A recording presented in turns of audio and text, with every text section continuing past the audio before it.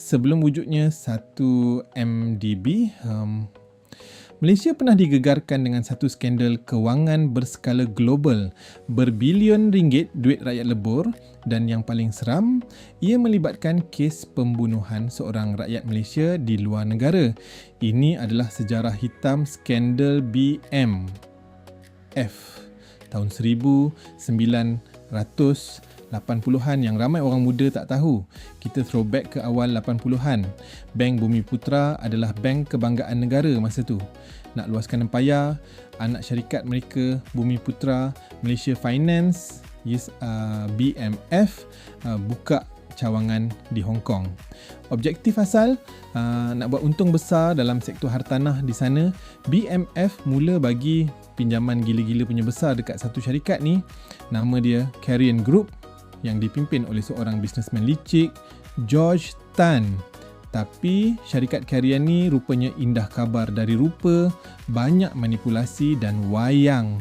Pinjaman yang BMF bagi mencecah 2.5 bilion ringgit, duit tu lebur macam tu je.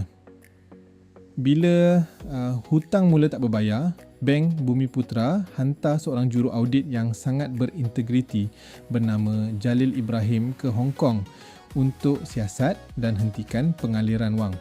Tapi malangnya, kerana keberanian beliau menyekat pinjaman tambahan, pada Julai 1983, Jalil Ibrahim ditemui mati dicekik dan mayatnya dibuang di sebuah kebun pisang di Hong Kong. Beliau dibunuh kerana cuba melindungi duit rakyat Malaysia. Lepas kes pembunuhan tu meletup, terus runtuh empayar Carrion Group. BMF menanggung kerugian gergasi 2.5 bilion ringgit.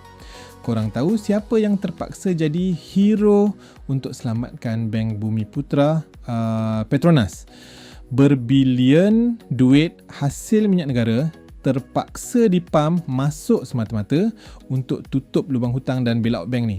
Pengerusi BMF ketika itu pula lari ke London, cipta sejarah jadi tahanan reman paling lama sebelum diekstradisi. Skandal BMF ni adalah bukti nyata betapa rakusnya manusia bila dikaburkan dengan wang, sampaikan nyawa, orang yang jujur tak ada harga.